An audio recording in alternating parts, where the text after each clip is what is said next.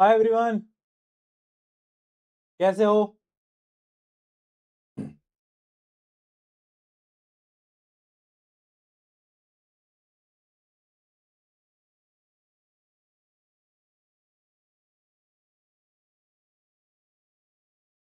आवाज आ रही है? आवाज आवाज।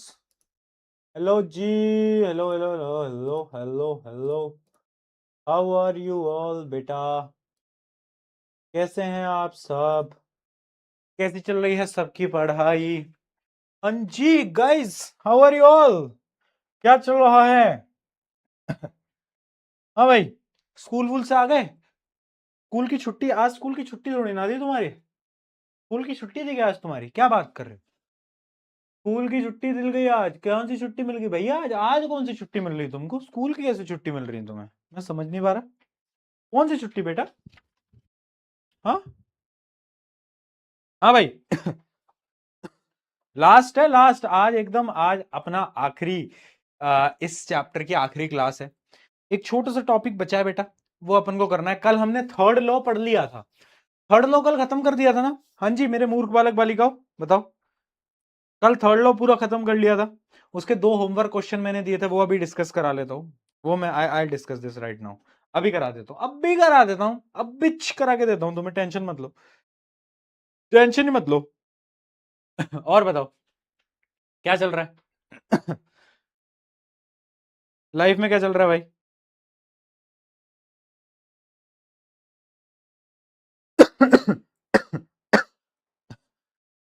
सब चंगा है, बहुत बढ़िया। आ जाओ, आ जाओ। अरे कल हमने कंजर्वेशन ऑफ मोमेंटम भी पढ़ लिया था ना? कंजर्वेशन ऑफ मोमेंटम भी कल खत्म कर दिया था।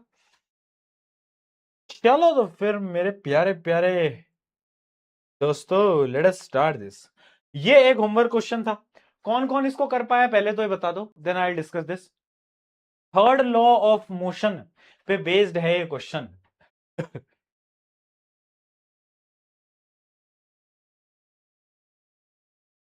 स्ट्रेस है? किस बात की स्ट्रेस भाई? क्या हो गया? स्ट्रेस व्रेस मत लिया करो। भाई सुनो मेरी बात, सुन लो। लाइफ में चाहे थोड़ी कम पढ़ाई कर लेना, बस स्ट्रेस मत लेना। चिल रहना। पढ़ाई कर रहे हो, अच्छे से कर रहे हो, मस्त कर रहे हो, एंजॉय के साथ कर रहे हो, मजा आना चाहिए पढ़ते समय। क्वेश्चन कर रहे हैं, मजा आ रहा है, दिस इज लाइफ भाई। लाइफ में टेंशन नहीं लेनी, स्ट्रेस नहीं लेनी, ये नहीं सोचना भैया इतना सिलेबस बचा, ये बचा, वो बचा। अरे नहीं भाई, लाइफ में अगर इतना सोचोगे ना तो फिर कोई फायदा नहीं है। ज्यादा टेंशन नहीं लेनी। ठीक है? ठीक है। हाँ, मैं ये इसका ये मतलब नहीं कि पढ़ाई नहीं करनी, पढ़ाई करनी है, पर थोड़ा आराम से करनी है, चिल के साथ करनी है। दिमाग पे लोड मत दो। ये जो दिमाग है ना, ये एक ऐसी मशीन है ना, जिसमें कि इस मशीन से तुम बहुत बड़ी बड़ी चीजें अचीव कर सकते हो लाइफ के अंदर। और तुम ये सोच के बैठे हो कि भैया एग्जाम में कम नंबर आ गए तो एग्जाम तो बहुत छोटी चीज है। इस दिमाग से तुम क्या क्या सोच सकते हो, क्या क्या चीजें बना सकते हो ना। तुम मतलब सोचो भाई, क्या ये दिमाग कितनी बड़ी मशीन है जो कि हमें मिली है। और लोग क्या करते हैं, इस दिमाग का स्ट्रेस लेके बैठे हैं। स्ट्रेस हो गया भैया, स्ट्रेस। अरे यार, इतना अच्छा दिमाग मिला है हमें। हम खुशकिस्मत हैं कि हमें इंसान बनाया गया, हमें दिमाग दिया गया, और उस दिमाग में तुम स्ट्रेस ले रहे हो। बताओ भाई। स्ट्रेस वेस नहीं लेनी, चिल करना है बस। आयो, let us start. Bullet of mass 50 gram, okay जी, with speed enters a heavy stationary wooden block. एक वुडन ब्लॉक है ना, लकड़ी का एक ब्लॉक है। एक बुलेट आता है, बुलेट उसमें जाके टकराता है। बुलेट का जो मास है वो हमें गिवन है 50 ग्राम। कितना गिवन है? 50 ग्राम। ठीक है। स्पीड हमें गिवन है बुलेट की, हमें इनिशियल स्पीड हमें गिवन है। इनिशियल स्पीड हमें गिवन है 100 मीटर पर सेकेंड। क्या बोला है? And stops after penetrating 50 centimetre. यानी वो 50 सेंटीमीटर अंदर जाता है, 50 सेंटीमीटर। 50 सेंटीमीटर अंदर जाता है और फिर रुक जाता है। अगर कोई भी चीज बेटा रुक जाएगी तो क्या उसकी फाइनल वेलोसिटी 0 होगी? यस और नो? ठीक है। अच्छा, अब मुझे एक बात बताओ, ये पेनिट्रेशन क्या है? Initial velocity, final velocity. तो ये पेनिट्रेशन क्या है? दिस पेनिट्रेशन इज बेसिकली बेटा displacement. This is displacement. Displacement कितना है? डिस्प्लेसमेंट 50 सेंटीमीटर, मीटर में कन्वर्ट कर लेना। 0.5 मीटर। 0.5 मीटर। ठीक है बेटा? ठीक है। 0.5 मीटर, कोई दिक्कत? कोई दिक्कत? कोई दिक्कत? ठीक है ना। अच्छा, अब हमें क्या निकालना है? हमें स्टॉपिंग फोर्स निकालनी है।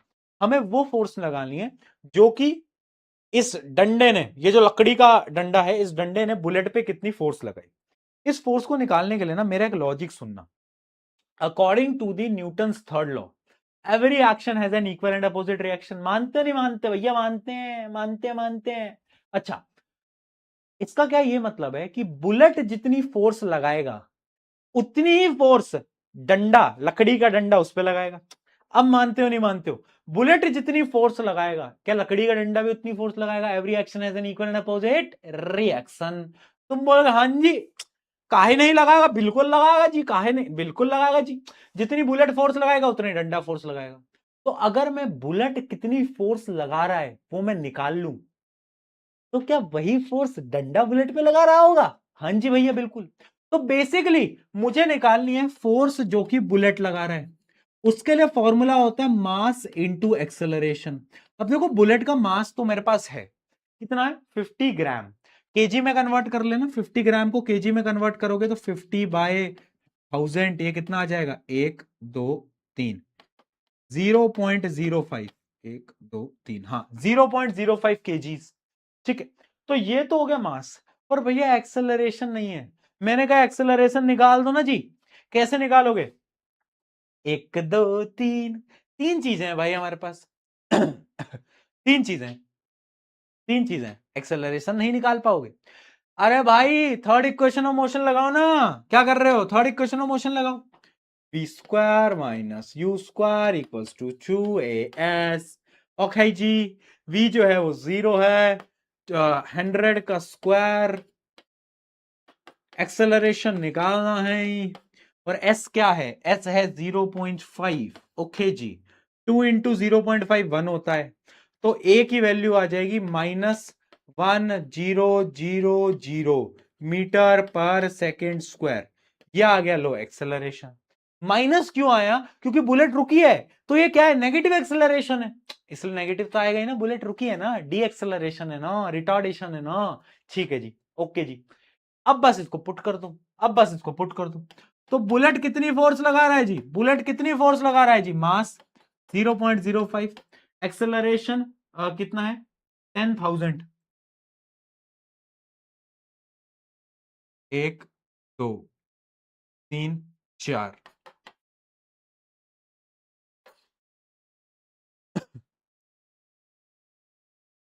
आ गया 500 न्यूटन।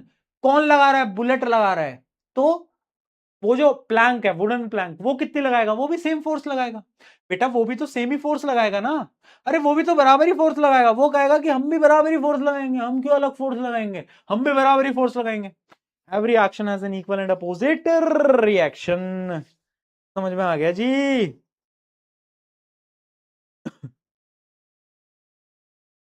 आ गया समझ में? बताओ, बताओ, बोलो। थोड़ी सी स्ट्रेचिंग कर रहा हूं, कोई दिक्कत?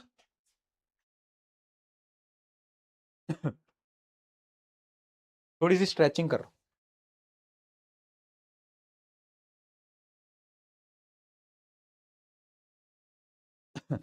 पीके आ गया, पीके। वेरी गुड, वेरी गुड जी, वेरी गुड,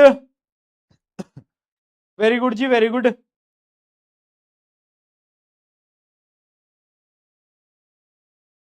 ठीक है, एक क्वेश्चन और दिया था मेरी जान, एक क्वेश्चन और दिया था क्या तुमको अपन ने? हाँ जी, हाँ जी, बोलो यार, एक क्वेश्चन और दिया था क्या? ये वाला क्वेश्चन दिया था, इसका आंसर गलत था, ये क्वेश्चन और दिया था।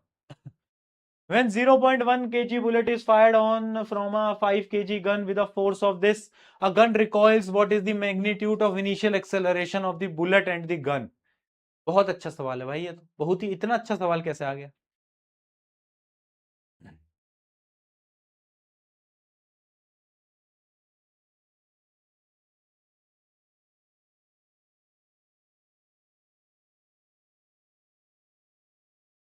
कौन कौन कर पाया? कोई कर पाया क्या? बहुत बढ़िया। देखो क्या बोला है इसमें, गिवन क्या है? पहले हमें बुलेट का मास गिवन है, मास ऑफ बुलेट है 0.1 kg। गन का मास है 5 kilo, 5 kilo, 5 kilo. With force हमें गिवन है दोस्तों, फोर्स हमें गिवन है। ध्यान से देखिएगा, ध्यान से देखिएगा। बुलेट किस फोर्स से बाहर निकली, बुलेट किस फोर्स से बाहर निकली, बुलेट किस फोर्स से बाहर निकली, वो हमें गिवन है 2 न्यूटन। बुलेट जाती है ना फोर्स से, तो 2 न्यूटन की फोर्स हमें गिवन है। ठीक है, the gun recoils. What is the magnitude of initial acceleration of the bullet and gun.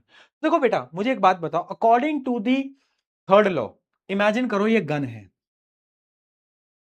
ठीक है, गन है।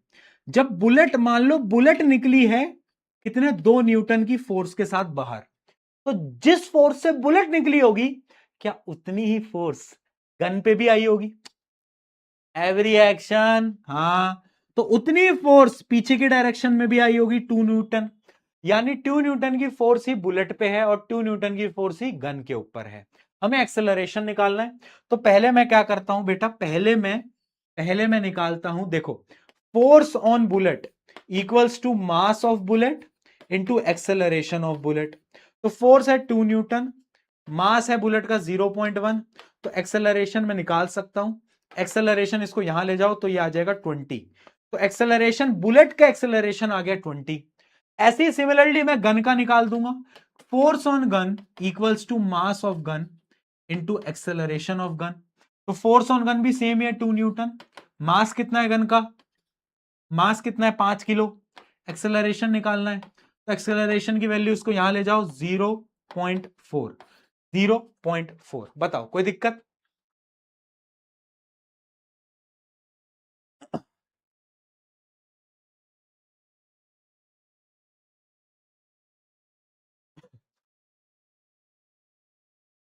कोई दिक्कत, जल्दी बताओ।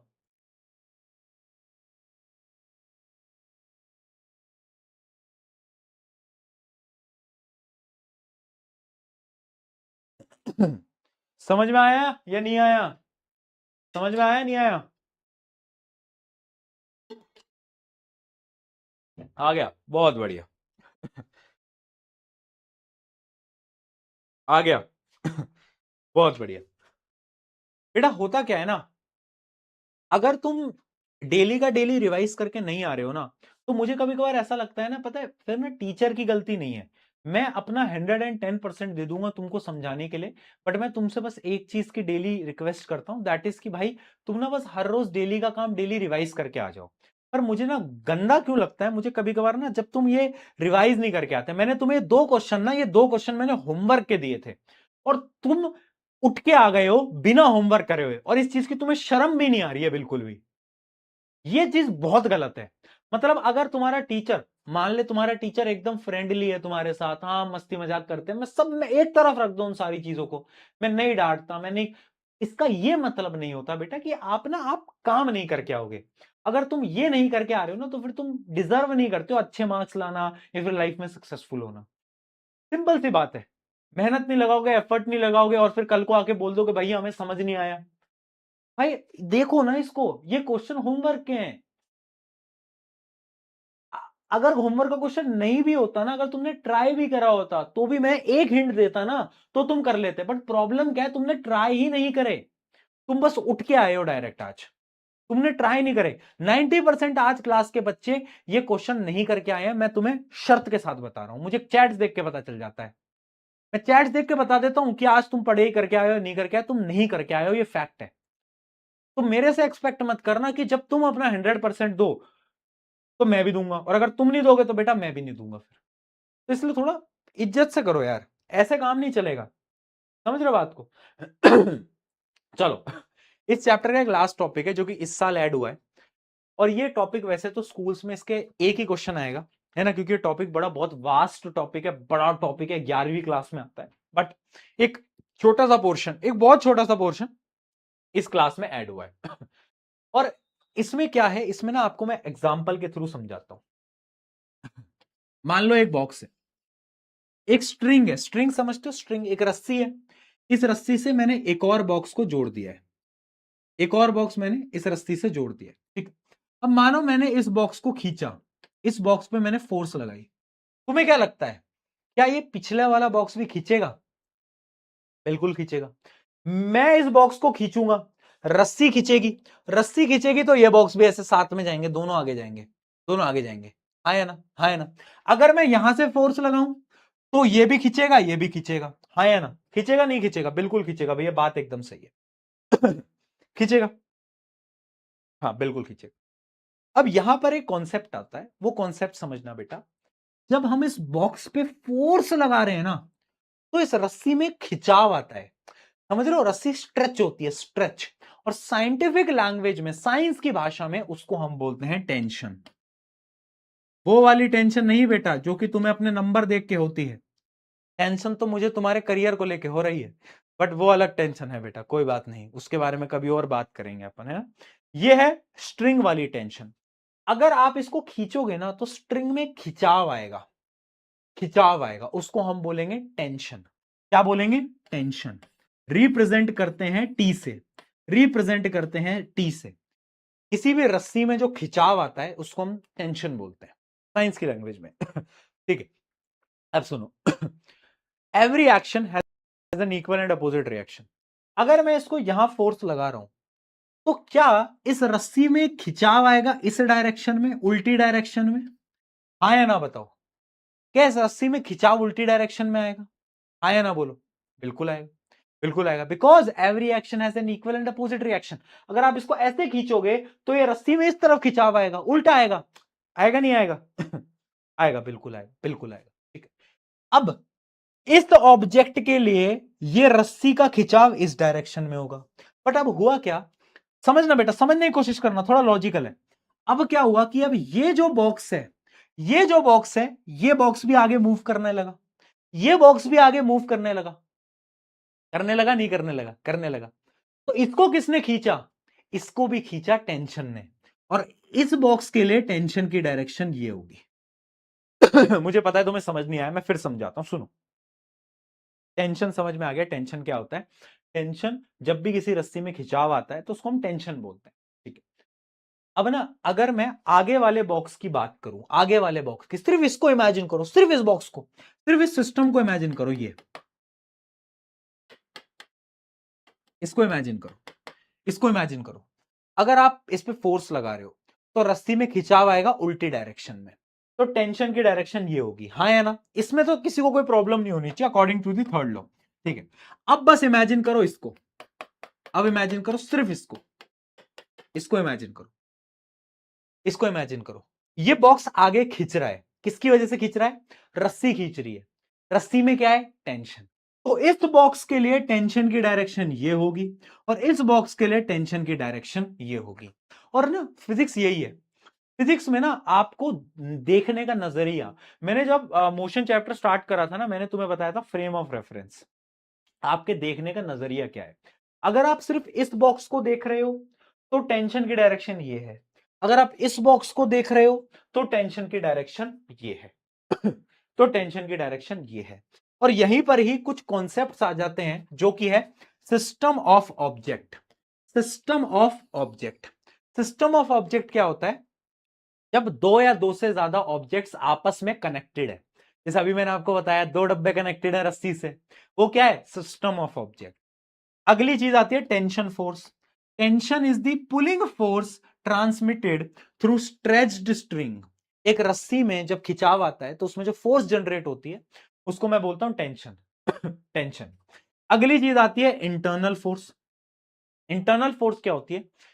दो ऑब्जेक्ट्स के बीच में लगने वाली कोई भी फोर्स इंटरनल फोर्स कहलाएगी। फॉर एग्जाम्पल मुझे बताओ इधर इंटरनल फोर्स क्या है, कोई बताएगा? कोई बताएगा? यहां पे इंटरनल फोर्स क्या है? इन दो ऑब्जेक्ट के बीच में लगने वाली फोर्स कौन सी है? Tension force. तो ये क्या है? ये इस एग्जाम्पल में इंटरनल है। अंदर की बात है, अंदर की बेटा, अंदर की बात, इंटरनल है, इंटरनल। एक होती है एक्सटर्नल फोर्स जो कि बाहर लगती है, वो कौन सी है? ये देखो, बाहर लग रही है ना, खींच रही है, बाहर लग रही है, बट अंदर की बात इंटरनल। ठीक है, इंटरनल फोर्स और एक्सटर्नल फोर्स। डन है? डन है क्या? इतना डन है? इतना समझ में आया? टेंशन समझ में आया, इंटरनल एक्सटर्नल फोर्स समझ में आया, सिस्टम समझ में आया, कि टेंशन अगर इस डब्बे के लिए देखूंगा तो टेंशन की डायरेक्शन ये है, इस डब्बे के लिए टेंशन की डायरेक्शन वो है। ठीक है भैया, इतना समझ में आ गया। अब मैं आता हूं कुछ क्वेश्चंस की तरफ। अब मैं आता हूं कुछ क्वेश्चंस की तरफ अब मैं आता हूं कुछ क्वेश्चन की तरफ। अच्छा, यहां पर मैं कुछ और चीजें आपको बताना चाहता हूं, मैं आपको एक दो चीजें और बताना चाहता हूं। मान लो इसको हमने एक पूरे ऐसे मान लो एक सरफेस के ऊपर इन बॉक्सेस को रखा हुआ है। एक सरफेस है जिसके ऊपर ये बॉक्स रखे हुए हैं, ठीक है। तो मैंने आपको स्टार्टिंग में बताया था, जब ये चैप्टर मैंने स्टार्ट करा था, ऊपर से लगती है, मान लो इसका मास बड़ा एम है, इसका मास छोटा एम है, तो ऊपर से जो फोर्स लगेगी वो होगी एम जी, और इस पे जो फोर्स लगेगी वो है स्मॉल एम जी, और नीचे से ऊपर एक फोर्स लगती है जो कि होती है नॉर्मल, किस किस को याद है चैट में पीके लिख के बता दो। मैं ये चीज आपको पहली क्लास में शायद बता चुका हूं। क्या ये मैं आपको पहली क्लास में बता चुका हूं?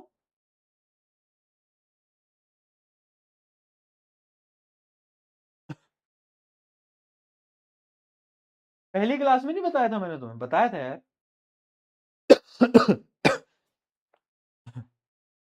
राइट, ये मैंने आपको बताया था ना कि ऊपर से जो नीचे फोर्स लग रही है वो एमजी लगती है, उसकी बैलेंसिंग एक फोर्स होती है जिसको हम नॉर्मल बोलते हैं। फ्री बॉडी डायग्राम, एफबीडी, याद करो याद करो। ठीक है, ठीक है, इतना समझ में आ गया। अब आते हैं अपन कि इसमें आपके सिलेबस में किस टाइप के क्वेश्चन आने वाले हैं। आपके सिलेबस में किस टाइप के क्वेश्चन आने वाले हैं। मान लो ये बॉक्स है, ठीक है। अब जब ये बॉक्स मूव करेंगे ना, जब ये बॉक्स मूव करेंगे, तो मुझे एक बात बताओ, क्या ये दोनों बॉक्स एक साथ मूव करेंगे? यस और नो, सोच के बताओ। देखो, एक रस्सी से अगर मैं दो दो बॉक्स को बांध दूं और एक बॉक्स को मैं खींचूं, तो दोनों सेम ही स्पीड से मूव करेंगे। देखो, दोनों की स्पीड सेम होंगी। ऐसा तो नहीं है कि आगे वाला तेज भागेगा, पीछे वाला धीरे धीरे भागेगा।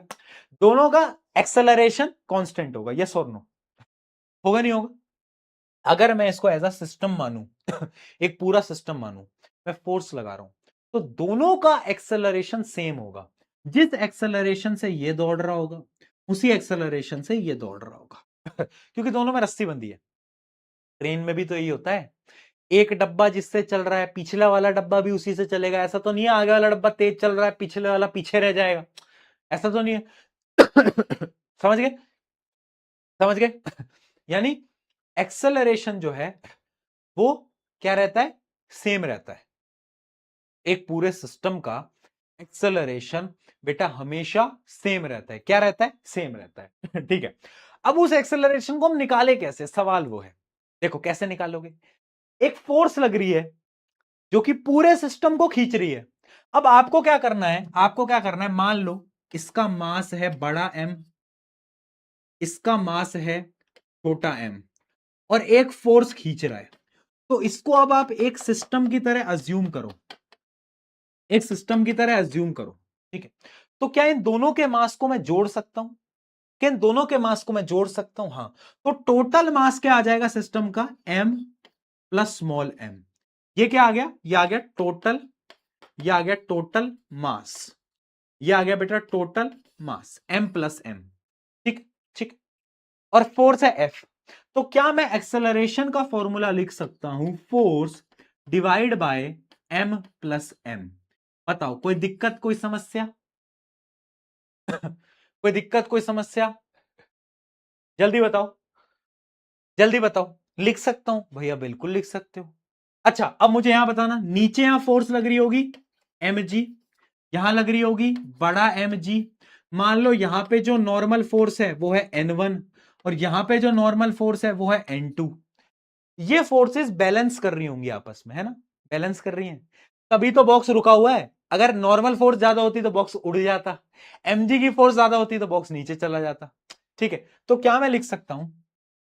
एम जी प्लस बड़ा M G equals to N1 plus N2। हाँ या ना? क्या ये स्टेटमेंट भी मैं लिख सकता हूं? बता दो मुझे, क्या इन दोनों फॉर्मूले में किसी को कोई भी डाउट है क्या? बताओ। जल्दी बता दो।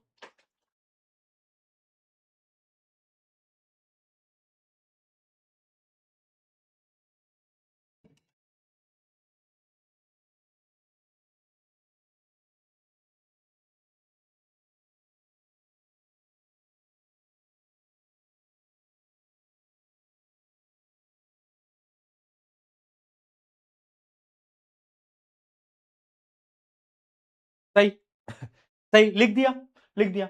अगर तुम्हें बेटा ये फॉर्मूला समझ में आ गया ना, तो भाई मैं गारंटी से बोल रहा हूं इस चैप्टर का ये जो छोटा सा पोर्शन ऐड हुआ है, इसके सारे क्वेश्चन तुम सॉल्व कर लोगे, अगर ये छोटा सा फॉर्मूला तुम्हें समझ में आ गया हो तो, क्योंकि इसी फॉर्मूला पे बेस्ड है सारे क्वेश्चन, सारे क्वेश्चन इसी फॉर्मूला पे बेस्ड है। मैं आपको एक दो क्वेश्चन दिखाता हूं उससे आपको आइडिया लगेगा मैं क्या बताना चाह रहा हूं।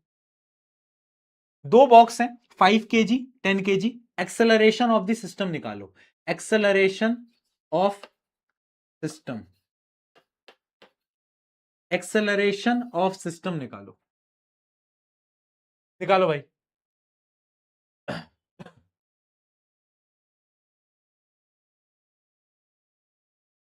बहुत इजी है, सबने निकाल दिया, सबने निकाल दिया। एक्सेलरेशन का formula F divide by total mass, तो फोर्स है 15 न्यूटन, टोटल मास 5 + 10, 5 + 10 कितना हो गया 15, तो एक्सेलरेशन आ गया 1 मीटर पर second square. Very easy, very simple सबका आ गया, इतना काम तो सबने कर दिया। बट मैं ना एक हाई लेवल पे लेके जाऊंगा जो कि तुम्हें स्कूल में नहीं पढ़ाया जाता। अब मेरे मन में एक सवाल है, फाइंड द टेंशन। यहां पे एक टेंशन क्रिएट हुई होगी ना बेटा, दोनों डायरेक्शन में एक टेंशन क्रिएट हुई होगी, तो उस टेंशन की वैल्यू बताओ, टेंशन की वैल्यू बताओ। चलो टेंशन की वैल्यू बताओ, कोई बता सकता है? नहीं बता सकते? मैं बताता हूं, सुनो टेंशन कैसे निकालते हैं इन क्वेश्चंस में। ध्यान से देखना, इस डायग्राम को ध्यान से देखो। ये जो टेंशन है, क्या ये टेंशन इस ब्लॉक को खींच रहा है? हाँ भैया खींच रहा है। क्या ये टेंशन इसको खींच रहा है? खींच रहा है। क्या ये खींच रहा है? खींच रहा है। तो क्या मैं बोल सकता हूं टेंशन फोर्स की वजह से ही ये ब्लॉक मूव कर रहा है? हाँ भैया ब्लॉक मूव कर रहा है। इस टेंशन फोर्स की वजह से क्या है, ब्लॉक मूव कर रहा है? हाँ भैया ब्लॉक मूव कर रहा है, कर रहा है ना? अच्छा, ये ब्लॉक की जो टेंशन फोर्स होगी, टेंशन फोर्स होगी, क्या वो इस ब्लॉक के मास इंटू एक्सेलरेशन के बराबर होगा? क्योंकि इस ब्लॉक को टेंशन फोर्स खींच रही है। फोर्स का फॉर्मूला क्या होता है? Mass into acceleration. अब इस ब्लॉक का मास है 5 और एक्सेलरेशन हमने निकाल लिया 1, तो आ गया आंसर 5 न्यूटन आ गया आंसर 5 न्यूटन, यानी 5 न्यूटन की टेंशन फोर्स यहां पे जनरेट हुई। कैसे कैसे निकालते हैं? लास्ट वाला ब्लॉक देखो, इस ब्लॉक को ये टेंशन फोर्स खींच रही है ना, और हमें पता है फोर्स का फॉर्मूला होता है मास इंटू एक्सेलरेशन। एक्सेलरेशन हमने ऑलरेडी निकाल लिया, जितना एक्सेलरेशन इसका इतना इसका, दोनों का सेम एक्सेलरेशन है 1, हमने निकाल लिया। तो बस मास इंटू एक्सेलरेशन का आंसर आ गया सॉरी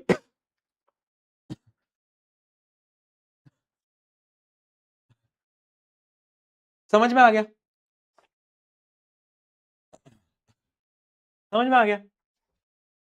तो इस क्वेश्चन को करके बताओ।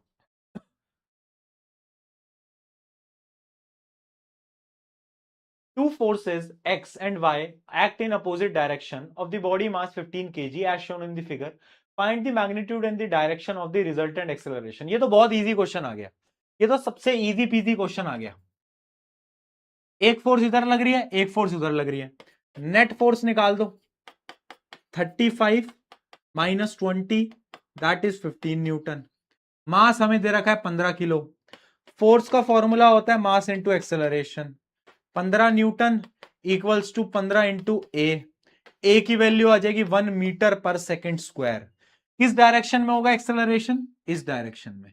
एक्सेलरेशन की वैल्यू आ गई 1 मीटर पर सेकेंड ये तो बहुत इजी है, वो भी direction left side, direction left side.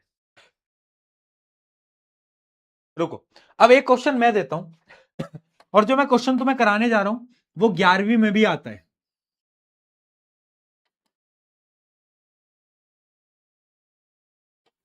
जो क्वेश्चन मैं तुम्हें कराने जा रहा हूं वो 11वीं में भी आता है।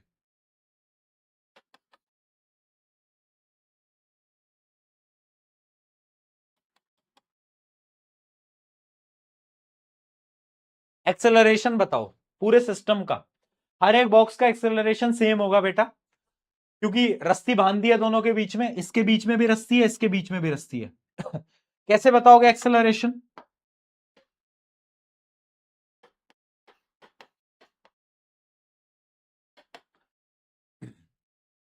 निकाल लो। 20 डिवाइड बाय 5 + 3 + 2,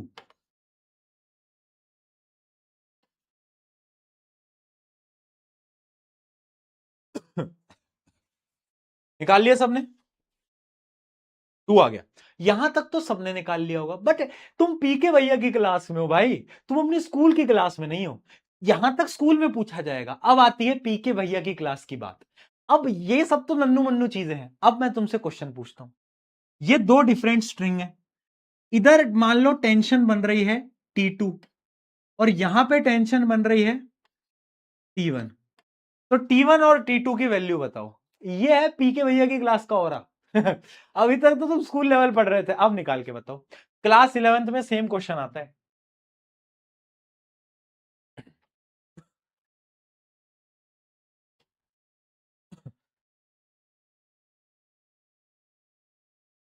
बहुत बढ़िया। कुछ बच्चों ने निकाल भी दिया है। T2 निकालना बहुत इजी है। T2 क्या है? जो कि लास्ट वाले बॉक्स को खींच रहा है। इस बॉक्स को बेटा कौन खींच रहा है? ये T2 खींच रहा है। ये T2 खींच रहा है, ये टेंशन खींच रहा है। तो T2 की वैल्यू तो बहुत इजी हो जाएगी। मास, मास इंटू एक्सेलरेशन। तो मास क्या है? 2 kg है, और एक्सेलरेशन कितना है? 2 है। तो ये तो बहुत इजी है। मेरा सवाल है T1 कौन निकाल पाया? T1 कैसे निकालोगे? अब बच्चे ने पता है क्या करा होगा? T1 के लिए क्या करा बच्चों ने? बताओ। T1 के लिए बच्चों ने क्या करा? T1 बच्चों ने सोचा कि T1 किसको खींच रहा है? T1 खींच रहा है ये 3 kg के ब्लॉक को। यही सोचा ना तुमने? यही सोचा ना तुमने? बताओ। यही सोचा ना तुमने? क्या T1 सिर्फ 3 kg के ब्लॉक को खींच रहा है क्या भाई? T1 जो फोर्स लग रही है, क्या वो सिर्फ 3 kg के बॉक्स को खींच रहा है? नहीं बेटा, गलत। गलत। तुम आंसर 6 लिख रहे हो, वो गलत उत्तर है। अगर तुम T1 को ध्यान से देखोगे तो T1 किसको खींच रहा है? T1 इस पूरे सिस्टम को खींच रहा है। ये देखो, इस पूरे सिस्टम को T1 खींच रहा है भाई।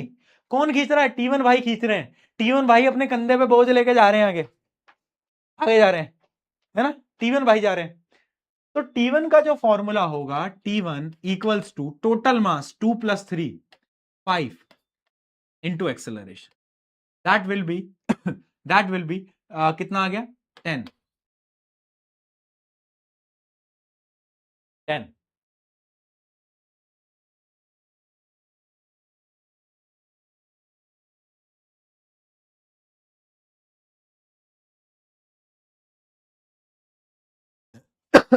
Very good, good good good good going, good going guys, good going. Smarty हो गए, स्मार्टी हो गए, सारे स्मार्टी हो गए। इसको सॉल्व करके बताओ। Two blocks of mass m/2 and m/3 are arranged as shown in the figure. ठीक है जी। A force of 20 Newton is applied towards the right. Right यानी इस डायरेक्शन में, इस डायरेक्शन में। The block starts moving with the acceleration of this. The value of the m is. Okay. बताओ भाई, क्या बोला है? देखो, ऐसे बोला है कि ना यार, ये ना दो ब्लॉक्स हैं, एक के साथ एक रखे हुए हैं, एक के ऊपर एक। जब मैंने इसमें फोर्स लगाई ना, तो ये दोनों ब्लॉक्स एक साथ मूव करने लग गए। ये दोनों ब्लॉक्स एक साथ मूव कर रहे हैं, और इनका जो एक्सेलरेशन है वो हमें गिवन है, कितना है? 2 मीटर/सेकंड स्क्वायर। और हमें फोर्स भी गिवन है। फोर्स भी गिवन है। फोर्स कितनी है?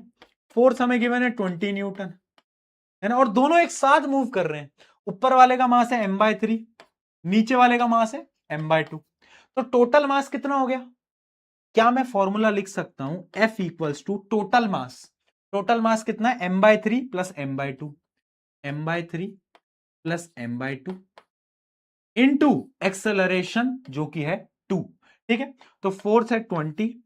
एलसीएम ले लो, यहां पे 6, ये आ जाएगा 3, तो आ जाएगा 5m इंटू 2।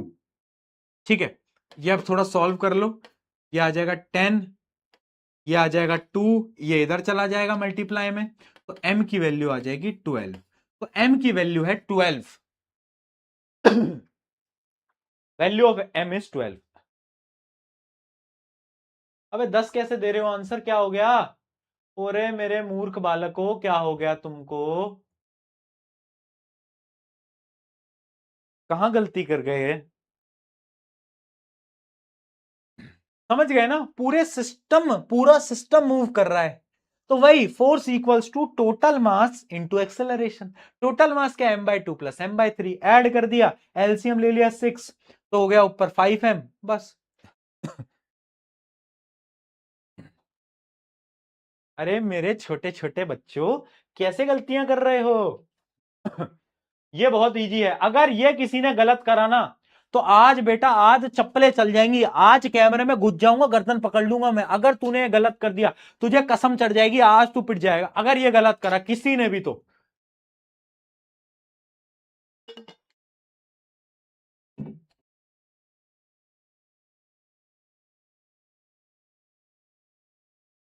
शर्म कर लेना अगर गलत करा तो। इधर 65, इधर 50। भैया गलत मत करना प्लीज, प्लीज गलत मत करना, मैं हाथ जोड़ता हूं, मैं पैर पड़ लूं तुम्हारे, अगर तुमने ये गलत कर दिया ना, please please please. 3, yes good, सही निकाला है। चलो भाई, 15/5 आ जाएगा 3 मीटर पर second square. Very easy, very Lallu question. चलो, एक लास्ट क्वेश्चन है ना, ये क्योंकि आखिरी टॉपिक था, इसमें ऐसा इतने क्वेश्चन है नहीं। देखो, ये बड़ा इंटरेस्टिंग क्वेश्चन है, देखना। A man pushes a block of would W1। देखो, दो ब्लॉक्स हैं, एक है वुड W1, एक है W2, दिख रही होगी, which is attached to the another block. If a man pushes with enough force such that block accelerates to left, यानी वो इतना पुश करता है कि ये ब्लॉक्स जो है इस डायरेक्शन में जाने लगते हैं। ठीक है जी। What can be concluded about the magnitude of the forces on the block? ठीक है, चार ऑप्शंस गिवन है। The force on the block W2 exerted by W1 is smaller in magnitude than the force of W1 exerted by W2। Oh my God, क्या question है! एक बार पूरा read करो बेटा पूरा, वरना तुम्हें समझ नहीं आएगा जब तक तुम खुद से एक बार रीड नहीं करोगे। तो पहले रीड करो एक बार।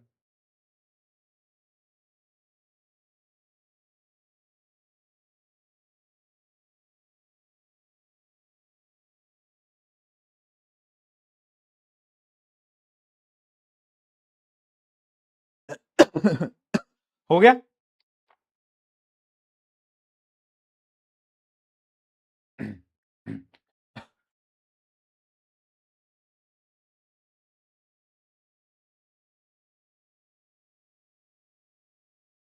आ जाओ, अब मैं बताता हूं। पढ़ लिया ना एक बार? देखो, ये है एक बड़ा बॉक्स, ये है एक छोटा बॉक्स। अब मैंने क्या करा, मैंने ना फोर्स लगाना स्टार्ट करा। मैंने क्या करा बेटा, मैंने फोर्स लगाना स्टार्ट करा। मैंने इस बॉक्स पे फोर्स लगाई, मैंने इस बॉक्स पे फोर्स लगाई। मैंने जब फोर्स लगाई तो ये दोनों बॉक्सेस साथ में मूव करने लग गए। मैंने जब इस पे फोर्स लगाई तो ये दोनों जो ऑब्जेक्ट्स हैं, ये दोनों जो हैं साथ में मूव करने लग गए। अब पहला ऑप्शन पढ़ो एक बार, पहला ऑप्शन पढ़ो। The force on the block W2 exerted by W1 is smaller in magnitude than the force on W1 exerted by W2।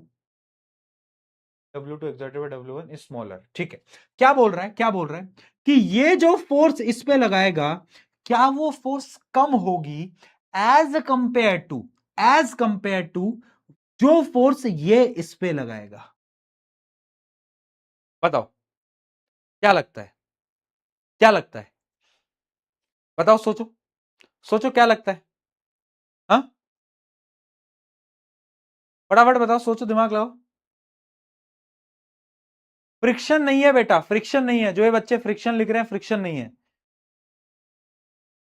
Friction नहीं है, फ्रिक्शन नहीं है। अगला ऑप्शन पढ़ते हैं। The force exerted on W2 exerted by W1 is larger in magnitude। क्या वो बड़ा होगा? The force exerted on W2 exerted by W1 is not dependent on the size of the block 1 and vice versa। यानी ये इस पे force लगा रहे हैं, है ना? जितनी फोर्स ये इस पे लगाएगा, क्या उतनी फोर्स ये पीछे वाले पे भी लगाएगा? जितनी फोर्स ये इस पे लगा रहा है, क्या उतनी फोर्स ये पीछे वाले पे भी लगाएगा? हाँ, बताओ, सोचो, सोचो। The force on the W2 exerted by W1 can be large or small depending upon the magnitude of acceleration। अब लगा लो भाई दिमाग, कोई लगा पाया? सी आंसर क्यों दे रहे हो तुम? मैं समझ नहीं पा रहा, मैं समझ नहीं पा रहा तुम बेटा सी आंसर क्यों दे रहे हो सब? मैं ये समझ नहीं पा रहा तुम सबके सब सी आंसर कैसे दे रहे हो? हाँ जी,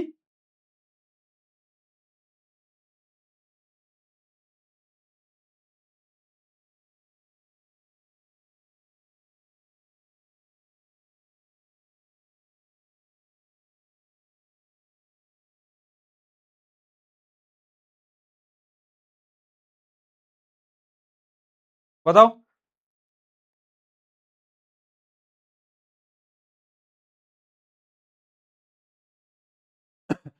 बेटा एक चीज समझने की कोशिश करना, ऑब्वियस सी बात है, ऑब्वियस सी बात है। अगर मैं इसको थोड़ा सा बड़ा बनाता हूं, पता है एक्चुअली होता क्या है कि जब ये इससे टकराएगा, इस पे जितनी फोर्स लगाएगा, मान लो ये इस पे जितनी फोर्स लगा रहा है, ऑब्वियस सी बात है उतनी ही फोर्स पीछे भी लगेगी। ये न्यूटन का तीसरा नियम होता है। दिस इज लाइक ये बात तो एकदम ट्रू है। ये बात तो एकदम ट्रू है कि जितनी फोर्स ये लगाएगा उतनी फोर्स ये पीछे लगाएगा। लेकिन यहां पर बस एक छोटी सी कंडीशन है, वो ये है कि ये दोनों ब्लॉक ना एक्सेलरेट कर रहे हैं। ये दोनों ब्लॉक एक्सेलरेट कर रहे हैं, यानी इस डायरेक्शन की जो फोर्स है ना, इस डायरेक्शन की जो फोर्स है वो फोर्स बहुत ज्यादा है। समझने की कोशिश करना, इस डायरेक्शन की जो फोर्स है वो ज्यादा है, तब ये ब्लॉक एक्सेलरेट कर रहे हैं, तब ये ब्लॉक एक्सेलरेट कर रहे हैं, है ना, है ना। बट जितनी फोर्स ये इस पे लगाएगा उतनी फोर्स ये इस पे लगाएगा, ये तो सेम होगा, ये तो सेम होगा। तो मुझे तो यार इनका पता है कोई भी ऑप्शन ना मैच करता हुआ दिख नहीं रहा है, क्योंकि the force on the block W2 exerted by W1 is smaller in magnitude than the force on W1 exerted by W2, ये तो गलत है। The force on W2 exerted by W1 is larger, force exerted is larger than magnitude, ये भी गलत है। The force on W2 exerted by W1 is not dependent on the size of the block W1 and vice versa. The force on W2 exerted by W1 can be large or small depending upon magnitude of acceleration. फिर तो तुम सही कह रहे हो। फिर देखो इस ऑप्शन के हिसाब से ना, फिर तो इसका आंसर सी आना चाहिए, क्योंकि जो फोर्स एक्सर्टेड है वो लॉजिकली डिपेंड तो नहीं करना चाहिए, लॉजिकली वो डिपेंड तो नहीं करना चाहिए, है ना, वो डिपेंड तो नहीं करना चाहिए, साइज पे डिपेंड नहीं करना चाहिए। बट मुझे अभी भी इसके ऑप्शंस में कुछ झोल लग रहा है, इसके ऑप्शंस में मुझे कुछ गलत लग रहा है। ठीक है, अपनी जब भी नेक्स्ट डाउट सॉल्विंग होगी, अभी के लिए इसको सी मार्क कर लो, है ना, बट ये डाउट है थोड़ा। अब जब भी अपनी नेक्स्ट डाउट सॉल्विंग क्लास होगी तो इस क्वेश्चन को मैं भी एक बार चेक करके आऊंगा कि क्या इसके ऑप्शन सही है ना, कहीं ऑप्शंस में कुछ हेरा फेरी तो नहीं हुई है। एक बार मुझे वो देख के आना पड़ेगा, क्योंकि मुझे इसके चारों में से कोई भी ऑप्शन सही नहीं लग रहे हैं बेटा। ठीक है, अभी के लिए तुम सी मार्क कर लो, बट एक बार इसको अपन को चेक करना पड़ेगा, इसको एक बार हमें चेक करना पड़ेगा। जब भी अपनी डाउट सॉल्विंग होगी तो उसमें we will discuss this question again, है ना। मैं नोट कर लेता हूं इस क्वेश्चन को, ये क्वेश्चन डाउट सॉल्विंग में एक बार डिस्कस करेंगे। थोड़ा इंटरेस्टिंग टाइप का क्वेश्चन हो गया, है ना, थोड़ा इंटरेस्टिंग टाइप का क्वेश्चन हो गया। चलो कोई बात नहीं। तो ये थे आपके सारे के सारे क्वेश्चंस। यहां पर बेटा आपका चैप्टर हो जाता है समाप्त। ठीक है, आपका चैप्टर हो जाता है यहां पे समाप्त। ठीक है, अब कल आपकी साइंस की क्लास नहीं होगी, ठीक है, क्योंकि डाउट सॉल्विंग क्लास होनी है। तो मैं मोस्ट प्रोबेबली आपकी अगली जो क्लास होगी वो संडे को लूंगा। संडे तक का तुम्हारे पास टाइम है, तुम एसीपी सॉल्व कर लो पूरी, क्योंकि मुझे पता है तुमने एसीपी अभी तक सॉल्व नहीं करी है। Please solve the ACP. Most probably Sunday तक, संडे को अपन एसीपी डिस्कशन कर रहे होंगे।